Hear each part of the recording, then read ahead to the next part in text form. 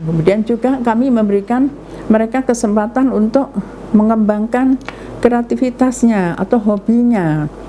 Oma-oma ini macam-macam hobinya ya, ada yang suka masak, ada yang senang menjahit.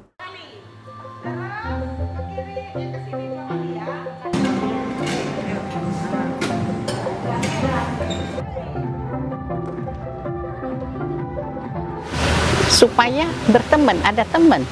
Keluarganya kalau bawa omanya ke sini juga bilang, saya maunya oma saya atau opa saya ada temannya.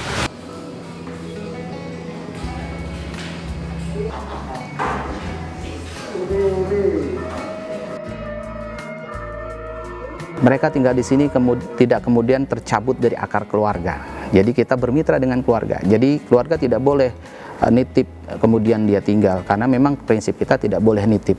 Lansianya mau, keluarganya mendukung, yuk kita bergandengan tangan, kita penuhi apa yang menjadi harapan lansia.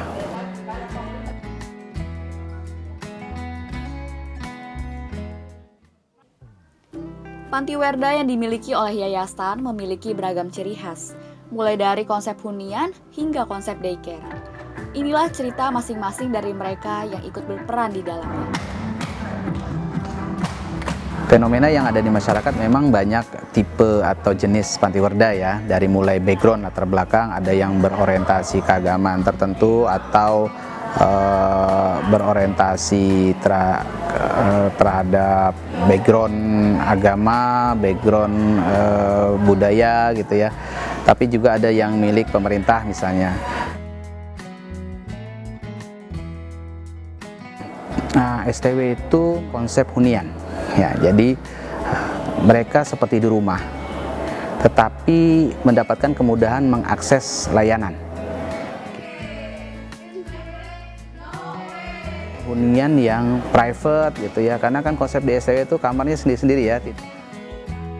Otonomi tentu, mereka punya otoritas, punya kontrol terhadap diri mereka sendiri.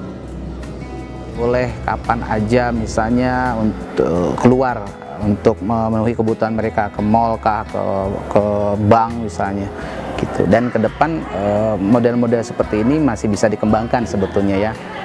Kalau di luar negeri istilahnya senior living barangkali ya, di Indonesia juga ada beberapa yang sudah melabel dirinya dengan istilah senior living.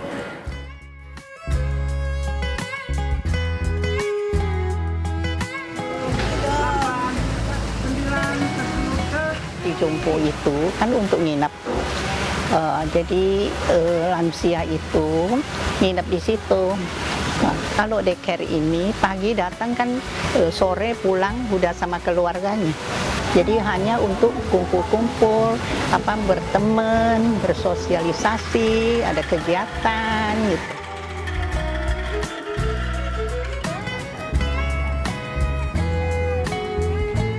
Jadi panti ini menjadi tempat untuk tinggal ya, jadi lansia.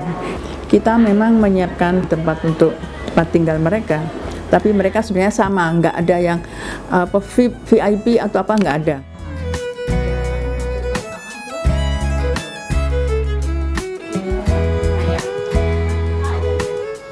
Memang mayoritas yang masuk sini sehat gitu ya, sehat dalam konteks atau dalam arti bukan bebas penyakit, tapi tidak ada penyakit menularnya, kita udah pastikan itu, tidak ada pikun beratnya, itu kita pastikan agar mereka memang bisa menjalani usia dan menikmati berbagai fasilitas atau kegiatan.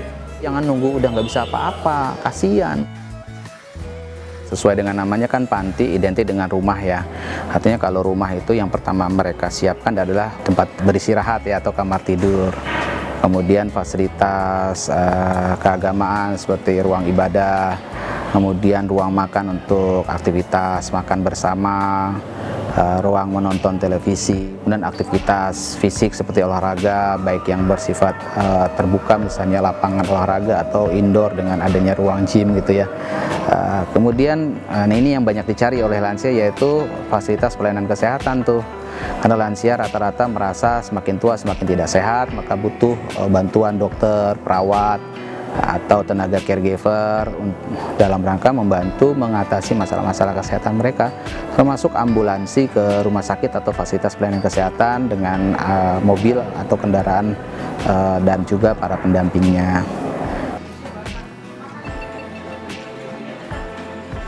Secara rutin, jadi sebulan sekali ada tim dokter yang datang periksa. Namun kami juga punya suster atau perawat yang secara rutin memeriksa mereka. Kemudian juga kami memberikan mereka kesempatan untuk mengembangkan kreativitasnya atau hobinya. Oma-oma ini macam-macam hobinya ya, ada yang suka masak, ada yang senang menjahit, dan dia biasanya yang dia jahit sekitar temannya kadang butuh mengecilkan baju lah, kadang hanya memotong lengan atau apa ya, ringan-ringan gitu jahitannya, tapi itu sudah bisa mengembangkan hobinya menjahit ya. Jadi ada yang hobi melukis, hari-hari tertentu ada memang kesempatan melukis, menggambar ya. Ada yang suka nyanyi, kemudian juga ada yang suka main catur, ada yang suka bercocok tanam.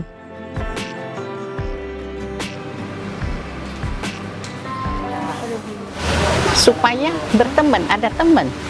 Keluarganya kalau bawa omanya ke sini juga bilang, saya maunya oma saya atau opa saya ada temannya, ada kegiatan, nyanyilah, bertemanlah, olahraga lah, jadi bahagia.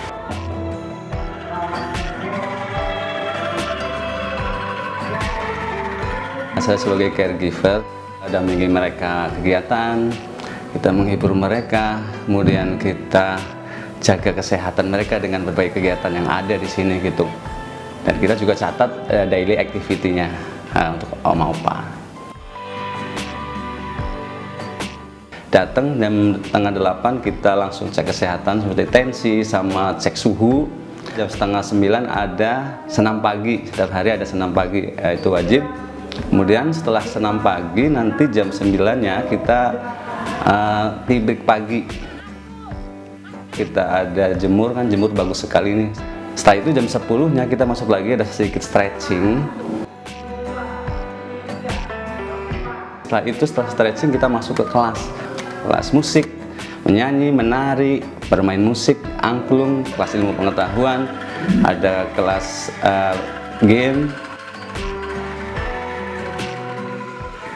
Semuanya menuju untuk oma sehat kognitif dan fisik.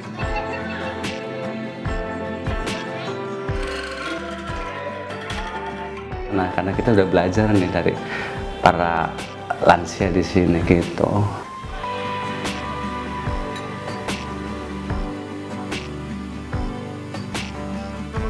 Mereka cukup baik, sehat. Perawat di sini ya memandikan oma, menyuapin oma, memeriksa tensi, memeriksa gula darah, kolesterol, asam urat, dan cek oma-oma hari ini makan apa menunya. Lihat apakah kamar-kamar oma itu bersih, bukan hanya kamar tetapi kamar mandi. Itu cek juga ke dapur, ya istilahnya pengawas itu ya mencakup. Yang paling berkesan adalah kalau kita melihat satu oma misalkan sakit, kita bisa tanganin dan dia sembuh, survive, itu yang menjadi satu kebanggaan buat saya, buat satu semangat ya. Terus kalau misalkan ada oma yang kita ajak bicara dia tertawa gitu, itu yang menjadi kebanggaan saya di sini. Jadi satu penghiburan buat saya di sini. Oh, ternyata oma-oma di sini masih bisa kita ajak berkomunikasi dengan baik. Tentunya dukanya juga ada, tetapi semua terhilang hapus dengan adanya hal-hal yang membuat kita jadi semangat gitu ya.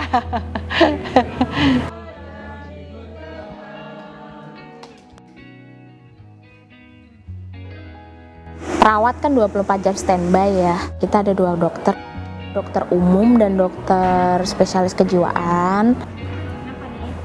Biasanya kan kalau lansia kan keluhannya kan banyak sakit lutut, pegel-pegel tuh, biasanya sih bidangnya sih orang fisioterapis ya. Ada perawat khusus lansia. Jadi focusing masalah kesehatannya tuh untuk kesehatan lansia sih. Stroke, diabetes mellitus yang paling banyak, osteoartritis yang nyeri-nyeri lutut. Terpantau ada dokter sama perawat yang memfasilitasi.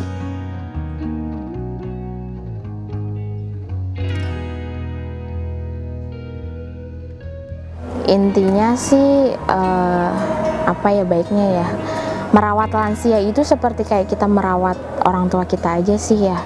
Terus lebih apa ya, religius dan spiritual lah, karena kan kita juga tua nanti ya. Selain cerita dari sisi pengelola, para penghuni juga memiliki alasannya masing-masing di balik pilihan saat ini, di mana mereka menjalani aktivitas di Panti Werda yang berbeda konsep dari milik pemerintah. Di rumah kan sepi, dia orang tua di rumah lama-lama dia pikun, dia datang sini kan enak, dapat nyanyi, dapat ngobrol, jadi senang. Ada senam, pagi-pagi datang senam, udah senam itu ada kegiatan lain-lain lah, banyak. Jam 9 udah minum teh, nanti jam 10 kita lagi senam lagi satu macam. Narik, ada ngobrol-ngobrol ada lah. Jadi kadang-kadang jam 8 lewat, kadang-kadang jam setengah 9, nggak tentu. Kadang-kadang jam 1 lewat udah pulang. Kita sini pulang kan, habis mandi, istirahat, tidur sebentar. Dia udah meninggal 100 hari, katanya takut saya di rumah kesepian, nanti mikir terus. Nah, jadi anak-anak sudah 100 hari datang semayang, bawa saya datang sini. Saya senang sama teman, semua cocok, gak ada yang lain. Saya mau sendiri. Olahraga, nyanyi-nyanyi, terus gambar-gambar, macam-macam lah. Paling seneng saya olahraga.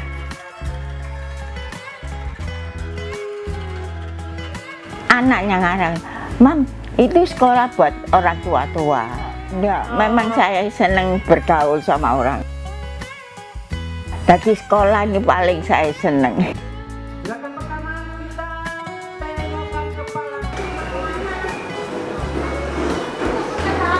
Sebetulnya saya hobinya baca. Saya senang baca. Saya senang apalagi baca-baca yang politik-politik gitu. Saya suka. Nonton TV juga kalau itu yang politik-politik itu saya suka. Tapi berhubung mata ini, jadi sekarang ini kalau kegiatan saya paling saya bisanya nyanyi.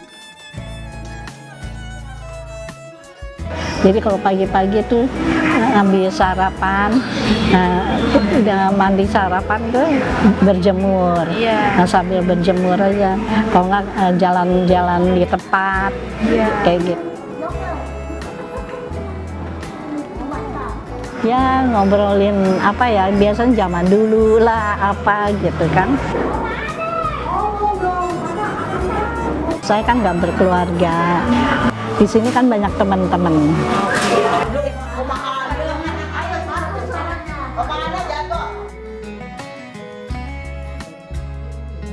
Memang sih kemauan sendiri. Jadi daripada saya sendirian, ntar kan kalau itu kan bisa apa namanya pikun lah ya. Lama-lama kan bisa pikun kalau cuma satu komunikasi gitu kan, nggak pernah ngobrol.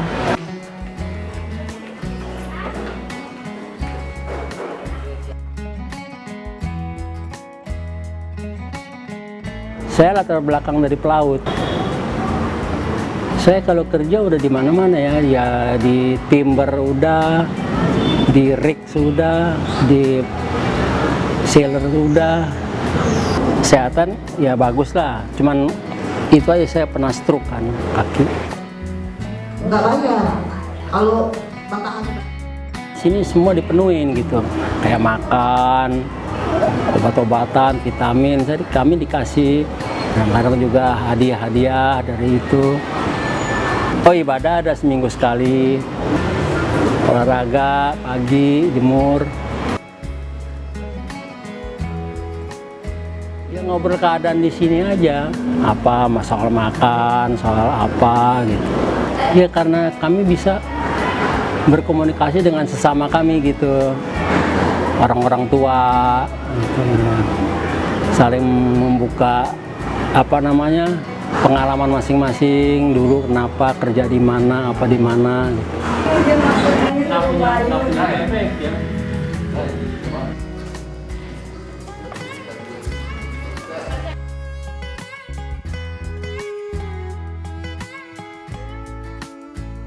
Perawatannya kan tiap hari itu ditensi, pengontrolan periodik ya. Kalau ada keluhan ya terus ke perawat. Kalau misalnya perlu ada suatu obat, nanti dikonsultasikan dengan dokter. Karena anak saya pindah-pindah, jadi daripada saya menyesuaikan dengan situasi pindah-pindah itu, saya lebih baik di sini. Kalau di rumah itu kan sendirian, dalam kutip yang setua saya, yang alam pikirannya sama dengan saya kan cuma sendirian.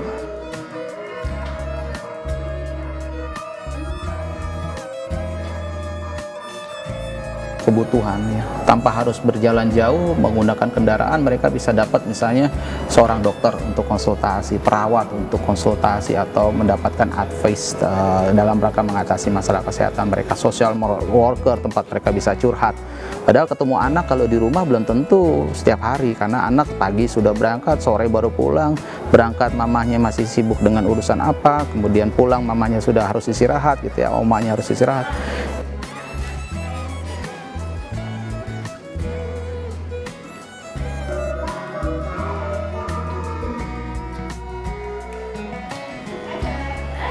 Mereka tinggal di sini tidak kemudian tercabut dari akar keluarga.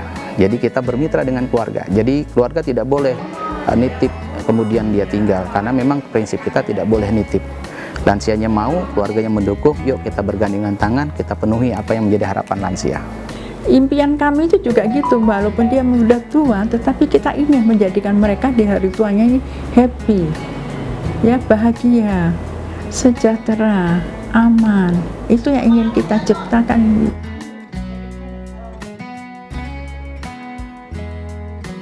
Ini yang positif ya, yang baiknya. Jadi ditaruh di sini supaya ada yang ngawasi, ada yang ngerawat ya, ada yang dan punya teman. Kalau di rumah sendiri kan nggak ada interaksi dengan orang lain. Nah itu yang positif. Nah itu biasanya kami senang kalau menghadapi keluarga yang demikian.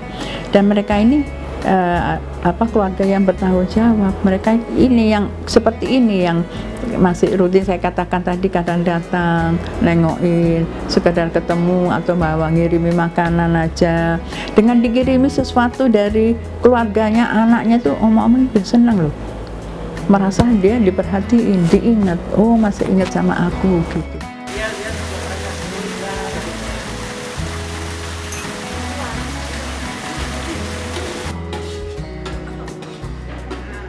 Panti Welda itu ya kadang-kadang juga orang tua yang minta ke Panti Welda, bukan keluarganya maunya dia ke Panti Welda, karena omanya merasakan di rumah sepi, anak-anaknya sibuk ya, jadi nggak mau repotin anak.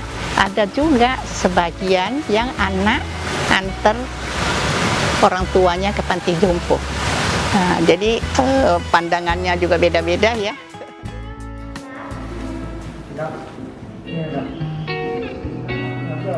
Begitulah ragam cerita di balik banyaknya jenis panti werda. Bagaimana perspektif dan preferensi keluarga yang merawat lansia di rumah mengenai hadirnya panti werda?